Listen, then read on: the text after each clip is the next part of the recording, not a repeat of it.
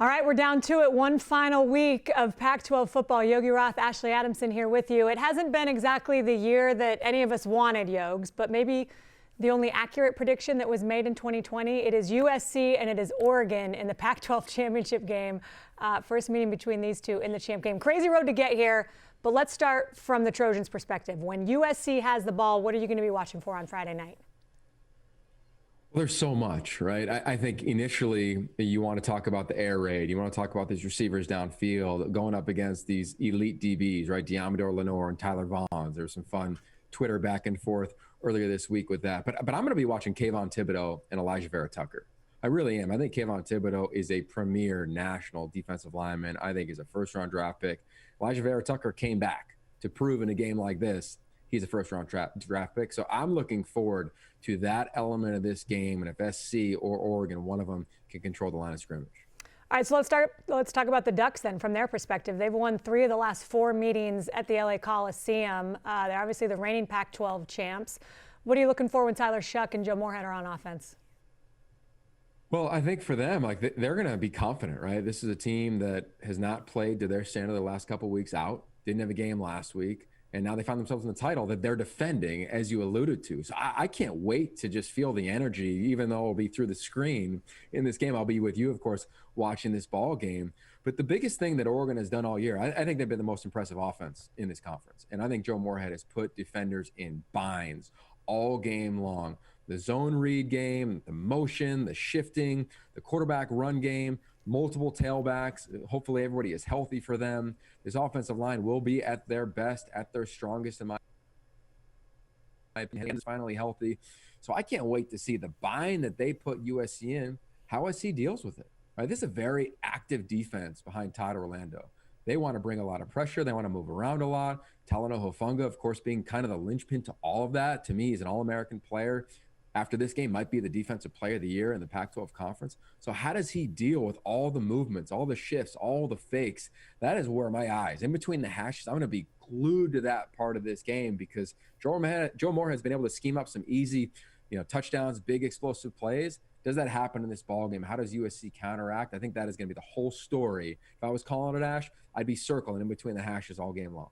Well, I'm looking forward to being able to sit next to you and watch it on Friday night, 5 o'clock on Fox. And then a reminder, we've got a special edition of Pac-12 After Dark, so be sure to flip it over to the Pac-12 Network, and we'll have you covered there.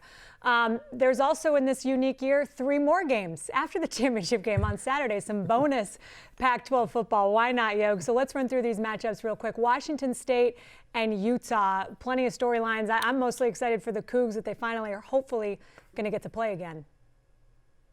Yeah, so were they. I had a chance to talk to them earlier this week, and they were like, we haven't been able to show the improvement from game 1 to game 2 like we hoped, right? Just you look at how their season has been staggered of sorts. So I look forward to watching Jaden DeLaura, right? Last time he played the worst game of his entire football life. So how does he play against a team that is playing the best football of their year? And Devin Lloyd, oh, by the way, he's a Butkus Award finalist for one of the top linebackers in the country, and Utah is playing well. So I look forward to this. Even the Wazoo front sevens played well as of late. They're confident in that group at least. How do they play against Ty Jordan in this offensive line of Utah? So there's a lot to talk about. I think both of these teams want to end the season on a high note. Both of them have the ability to at least qualify for bowl eligibility with a win. So there is some stuff at stake, and I know talking to people on both sides, they just want to play a game, and they're excited for the opportunity. All right, I know there's a lot to talk about with this next matchup, too. Stanford and UCLA, the Road Warriors and the Cardinal, they just keep saying, hey, put us up in a hotel and we'll play anytime, anywhere.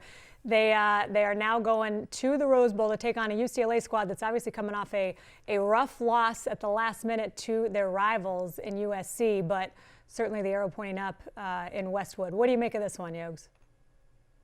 Well, history is amazing when you look at Chip Kelly and David Shaw and just the matchups, right? I can remember going to an old Oregon versus Stanford game with you back in the day. One of those games just finishes really late. I think this is going to be just like that when you look at how these teams are playing right now. I think for Stanford, they're treating it like a bowl game, right? And they got a great focus around that. They're training in Santa Barbara here in Southern California right now. And oh, by the way, I love that idea. I'd love if we had a team that wanted to relocate to Santa Barbara selfishly. But on a serious note, Davis Mills has the ability to play himself, to me, into possibly a top 10 draft pick. I think he's got that ability. He's going to have to make a decision at the end of the year.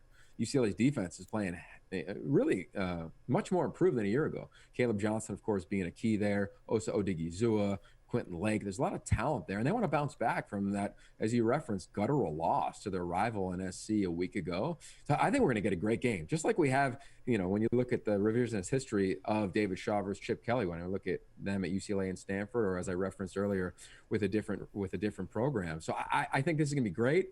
I think Dorian Thompson-Robinson wants to finish on the right note, and whoever wins this is going to launch themselves into an offseason where I think whoever wins will easily be top 25 in my eyes, and we'll see what happens with the rest of the voters who have an opinion and a vote regarding the top 25 next season. There's a lot of opinions and votes out there, Yogi. Subtle jabs here and there. All right, and then we've got one final true Pac-12 After Dark matchup of the year, and that is 7:30, Oregon State hosting ASU. And I think we talked about it, those Sun Devil squad, what we saw from them last week against Arizona, it was that ASU team that we thought we were going to see coming into the year before everything happened. So tell me what you're looking for in this one. I think for Oregon State, I think for them, if they can get a win here, I think it'll send them into the offseason saying, the perception has changed. I think if they lose, it's still going to be a TBD, even though those of us who are watching them, we know how the culture has shifted. But I think nationally, it's a nice moment for them to finish this thing off with a win. And you look at their season, and there's some real high moments. I think for Arizona State, I'm most intrigued with them, Ash, because they've got to go on the road, right? They haven't had a senior night, right? They only had one home game. And it's at night in front of no fans in Corvallis in December. We've been to Corvallis at night at this time, well, probably not in December, but in late November. And there's a reason why they get all these upsets, because they can lull people to sleep.